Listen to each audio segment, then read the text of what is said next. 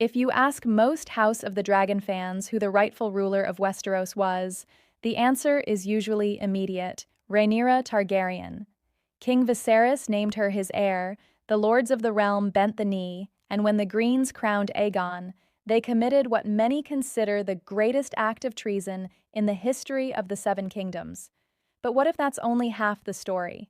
When you take a step back from the black versus green debate, one question becomes impossible to ignore. Did Rhaenyra deserve to be queen? Not, was she the legal heir? Or who had the stronger claim? The real question is whether she had the judgment, the political instincts, and the leadership needed to rule.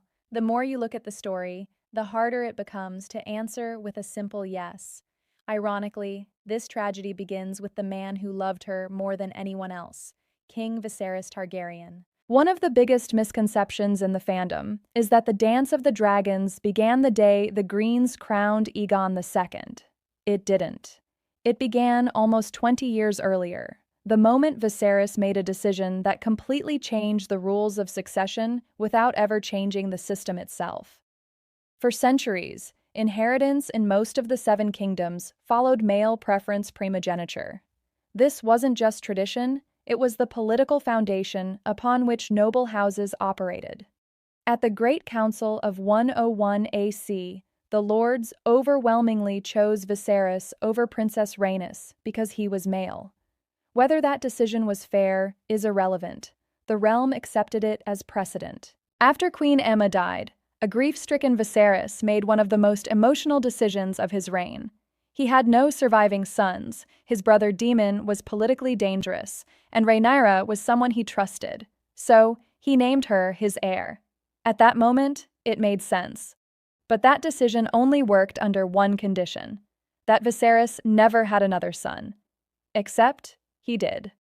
When Alicent Hightower gave birth to Aegon, Westeros expected the newborn prince to become heir. Instead, Viserys refused. Technically, the king's word was law, but having the authority to do something doesn't automatically make it wise. If you are going to overturn centuries of tradition, you cannot simply announce it and hope everyone accepts it. You have to rebuild the political system around that decision. Viserys never did. He never called another great council, never rewrote succession laws, and never forced the great houses to publicly reaffirm Rhaenyra after Aegon's birth. Instead, he simply insisted everyone stop arguing. Avoidance became the defining characteristic of Viserys's reign. Every time conflict emerged, he delayed. When Alicent and Rhaenyra's relationship collapsed, he looked away. When court factions formed, he ignored them. Viserys was one of the kindest kings Westeros ever had, but kindness alone doesn't make a good ruler. Sometimes a king has to make decisions that hurt people today to save thousands tomorrow. Viserys hoped love would solve political problems. History shows it rarely does. Nowhere was this weakness more obvious than in how he handled Rhaenyra. Viserys loved her too deeply, excusing mistakes that would have destroyed anyone else's political future. This unconditional protection convinced Rhaenyra that simply being named heir was enough. But crowns aren't protected by wishes. They are protected by legitimacy, alliances, perception, and politics. Rhaenyra consistently underestimated how much appearances matter. In Westeros, perception is just as powerful as truth. The first major crack in her claim wasn't caused by the Hightowers, but by Rhaenyra herself. What exactly was Rhaenyra doing to protect her own claim? Keeping the position of heir is an entirely different challenge than receiving it. If you are asking an entire kingdom to break tradition, every decision you make has to strengthen your legitimacy. Take her marriage to Rhaenyra Targaryen. On paper, it was perfect. House Targaryen controlled the greatest navy in Westeros, and marrying Rhaenyra repaired a massive political rift. But then came the children.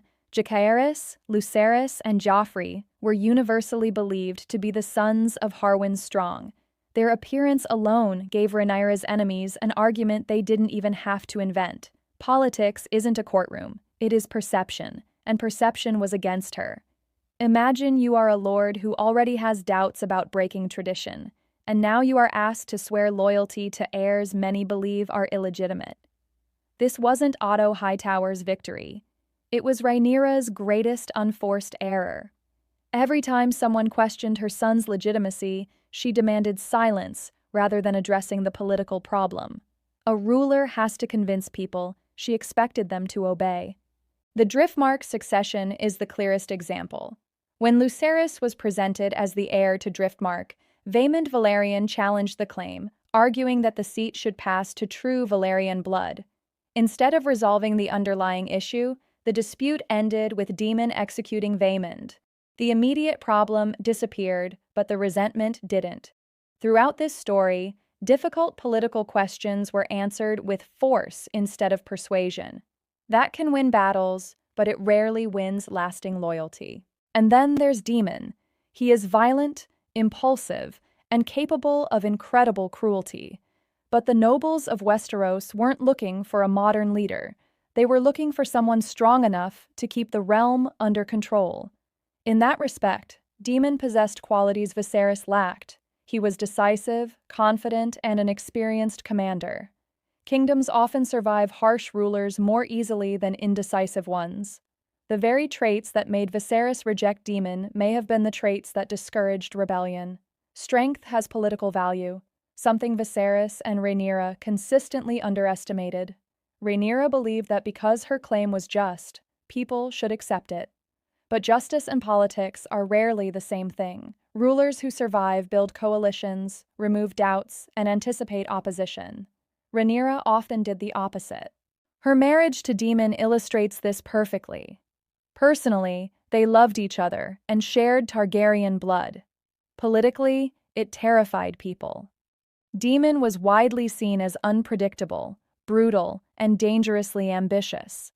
Now the future queen, whose succession was already controversial, had married the one man many nobles least wanted near the Iron Throne. Both Rhaenyra and Viserys believed that if something was legally or morally justified, politics would sort itself out. Neither appreciated that politics rewards preparation, compromise, and difficult choices made before a crisis begins. By the time Viserys died, every major decision had chipped away at confidence in the succession. Viserys created the uncertainty. Rhaenyra failed to eliminate it. People often reduce the Dance of the Dragons to one sentence. The Greens stole Rhaenyra's throne. They did move quickly, crowning Aegon II and keeping Viserys' death secret while they secured the capital.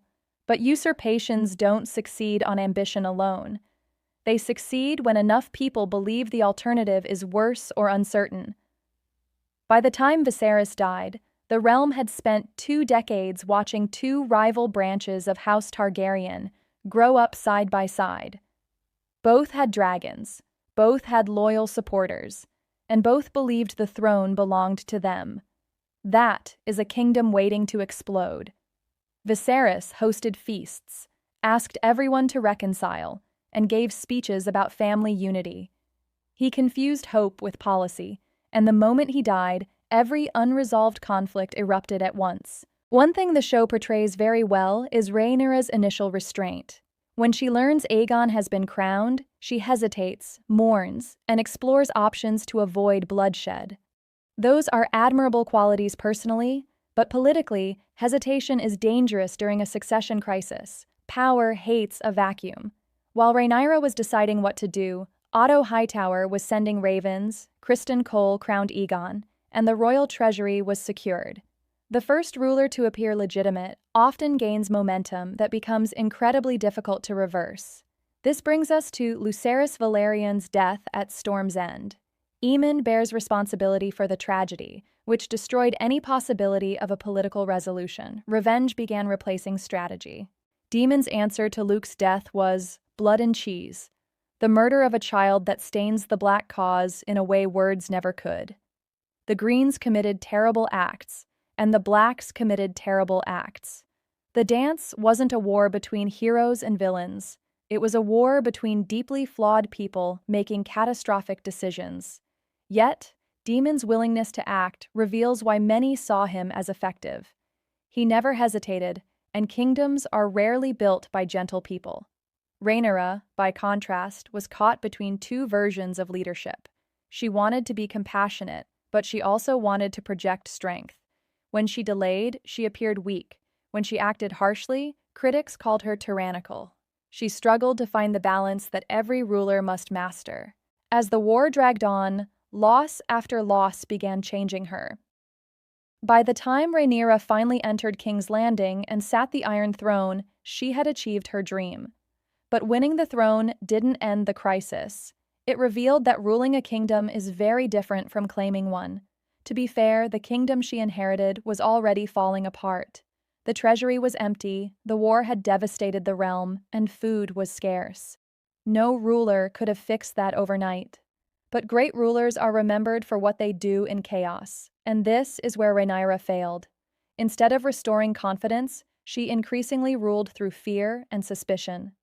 The heavy taxes imposed during her reign to fund the war made life even harder for ordinary people. To the small folk, results mattered more than legal claims or ancient precedents, and their lives were becoming unbearable. Furthermore, her trust completely broke down. Every defeat made her more suspicious, and fear began shaping her policy. Her support shrank not because everyone suddenly loved Aegon, but because confidence in Rhaenyra herself faded. Legitimacy is something a ruler must renew constantly. By the end of the dance, neither side had much legitimacy left. One of the greatest ironies of the entire conflict is that the throne both sides fought for ended up destroying almost everyone who sought it. The dragons died, House Targaryen was permanently weakened, and an entire generation was wiped out. Nobody truly won. Being named heir and deserving to rule are not the same thing. Viserys gave Rhaenyra a title, but he could not give her the ability to unite a divided kingdom. That was something she had to prove herself, and she never did. Does that mean Aegon II was a great king? Absolutely not. Aegon was reckless, self-indulgent, and brought enormous suffering. Criticizing Aegon doesn't automatically make Rhaenyra qualified. Both could be poor choices for the throne, and that is one of George R.R. Martin's greatest strengths as a writer. He shows us flawed human beings making decisions under impossible circumstances. Looking back, Viserys remains the single person most responsible for the dance. He had decades to either change the laws of the realm, call another great council, or name Aegon heir. He did none of those things. He relied on affection where strategy was needed, and because he refused to make one painful decision during his lifetime, tens of thousands paid the price after his death. History shouldn't remember Rhaenyra as a villain. She was intelligent, brave, and endured unimaginable personal losses. But courage and suffering do not make someone a great monarch. The Iron Throne demands political instinct, the ability to build consensus, and the discipline to protect your own legitimacy. Rhaenyra inherited an impossible situation, but she also made that situation harder through her own decisions. So, did Rhaenyra have the strongest legal argument? You can certainly make that case. Was she treated unfairly because she was a woman? There is strong evidence that she was. Did the Greens commit acts that plunged the realm into war? Without question. But none of those things automatically mean she deserved to be queen. For me, the answer is no. Not because she was a woman, not because Aegon was perfect, and not because the Greens were heroes, but because the greatest rulers find a way to hold a divided kingdom together. Rhaenyra never truly did. In the end, the tragedy of the dance wasn't that the wrong person sat the Iron Throne, but that no one involved proved worthy enough to save the realm from itself. If you're a Black supporter, you might think this ignores the biggest point of all. Viserys was the king. He named his heir, and the lords swore oaths to uphold that decision. By every royal decree, Rhaenyra was his chosen successor. When the Greens crowned Aegon behind closed doors, they broke that succession. But history is filled with kings who inherited crowns they weren't capable of wearing, just as it is filled with people who would have made excellent rulers despite never wearing one. Legality and capability are not the same thing. When I judge Rhaenyra, I'm not judging the legality of her claim. I'm judging her choices, the decisions that made half the realm question her, handed Otto Hightower political ammunition, and weakened confidence in her succession. At the end of the day, the Iron Throne doesn't care who your father loved most, what promises were made 20 years ago, or what your intentions were. It only cares if you can keep the realm together, prevent civil war, and leave the kingdom stronger than you found it. By those standards, Viserys failed, Rhaenyra failed, and Aegon failed. The Dance of the Dragons wasn't a war between good and evil. It was a war between flawed people, each convinced they were saving the realm, while together destroying the greatest dynasty Westeros had ever known. Sometimes history isn't written by heroes. Sometimes it's written by people who were simply the least wrong. Rhaenyra never truly proved she could carry the weight of the crown.